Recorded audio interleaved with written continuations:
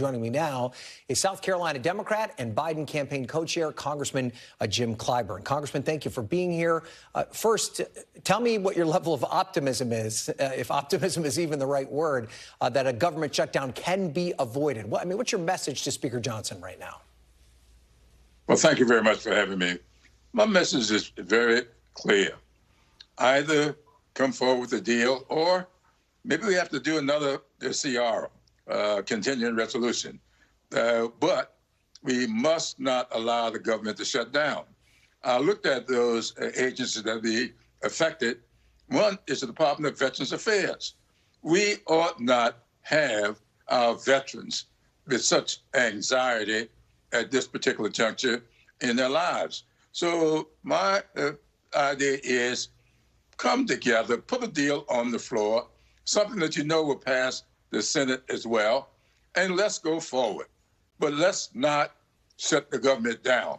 If we get to that point, the public knows full well that it's the Republicans who are doing this, and I don't think they can afford for that to be the case. Now, in addition to government spending, the other legislation that remains stalled right now is the president's supplemental request. Of course, that's funding for Israel and Ukraine. We know the situation in Ukraine is deteriorating. How serious of an effort is there amongst you and your Democratic colleagues for a discharge petition? Does Leader Jeffries have the votes to make that happen, or is there some other legislative procedure that you guys are working on to try and bring that supplemental to the floor? Well, I suspect we'll have all the Democrats voting for it. I think by the time we get to that point, there'll be 213 Democrats. We still need 4 votes from the other side. And if the bill if we put in the discharge, I really believe there is 4 or more people on the other side who will sign it. And it will pass the House with a big number. So I do believe this is serious. I have not talked to Leader Jeffries about it, but I think I know his thinking. Do you think you can get every single Democrat to sign on to a discharge petition if aid to Israel is included? Because some of your progressive members have expressed some concern around that. Well, look, this is about trying to move a foreign affairs agenda along. I don't know of a single Democrat that's not for support for Ukraine. I don't know of a single one. And if both these things are together, it will cause some consonance with some people. But I do believe that Joe Biden is demonstrating day in and day out that he is doing what's in the best interest of the United States of America, of our allies around the world. And I do think that we will get a significant vote among Democrats for it. Now, I'm not going to say that everyone will vote for the Israel as opposed to what's going on regarding the negotiations with hostages. But I do believe the votes will be there to pass it. Okay, let's talk about the campaign now. And how do you expect President Biden to fare in Michigan tomorrow? Are you concerned at all that the campaign needs to get Democrats, or there's this effort, I should say, for those to get Democrats to vote uncommitted in Michigan? Do you think that that's picking up any momentum? From what I hear from my friends up in Michigan, it is an issue, but it's not picking up any momentum. I do believe there are some people who will cast a vote along those lines, but I do believe that Joe Biden will come out of this in real good shape, and I think the Democrats are going to be in a good place tomorrow evening. There's no doubt that Michigan, which has a significant Arab American population, is so crucial to the president's reelection bid. Are you concerned that some of these folks who may vote uncommitted tomorrow then just maybe will sit out the election in November? Well, there's a long time between now and November. The way people feel today could very well change with these negotiations that are going on.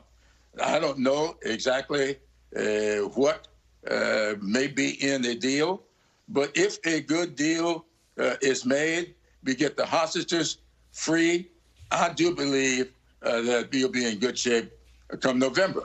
I don't think that we can make any predictions today for how people will vote come November. If we were to do that, I don't know that any of us will be feeling comfortable right now. Yeah. You get one poll, Joe Biden is up by 4, another poll, he's down by 4. So what do we know? Yeah, I think we should all get out of the prediction business, Congressman. I agree with you there. I wonder, though, do you have a message for your colleague, Congresswoman Rashida Tlaib? She's been a very outspoken voice in this effort to vote uncommitted. What would you say to her? Well, you know, I've said all of my life that we can be no more or no less than what our experiences allow us to be. And I know a little bit about her experiences. She knows a little bit about my experiences. Neither one of us have ever lived in the other's skin. So I will have no advice for her except to say I am hopeful that when it's all said and done, we can come together, not just as a party, but as a people, and get this issue resolved. I understand her sentiments. I hear from people throughout my district about them, especially young people on college campuses, people within my own family. And so I'm very sensitive to what she is feeling about this, and I understand it. All right, and then before you go, sir, I just want to ask you about the Republican results in your home state of South Carolina from over the weekend, and this somewhat startling result from our NBC News exit poll, which said that 36% of voters in South Carolina believe that Biden legitimately won the 2020 election. That would mean that 61% said no.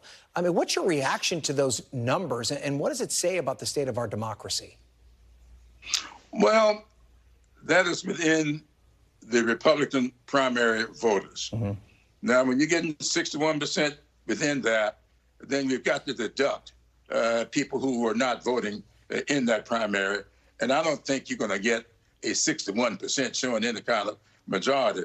I think the majority of the people of South Carolina believe very strongly that Joe Biden won and won fairly.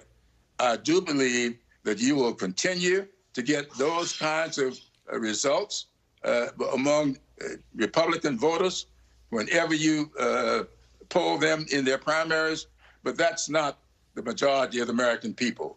I do have some concerns about our democracy. I have been talking about this now for a long time. When I raised this issue back in 2018, that I did not believe that Donald Trump was planning to leave the White House, I was chastised for that. People criticized me saying I didn't know what I was talking about. Well, I think everybody now sees what I was talking about when I said I consider Trump to be a Mussolini and Putin a Hitler. And I still hold to that. And I think the people are beginning to see what I was talking about. All right, Congressman, we're going to have to leave it there. Jim Clyburn, thank you so much for being here. We appreciate it. We'll see you when you get back here to Capitol Hill later this week. Thanks for watching. Stay updated about breaking news and top stories on the NBC News app or follow us on social media.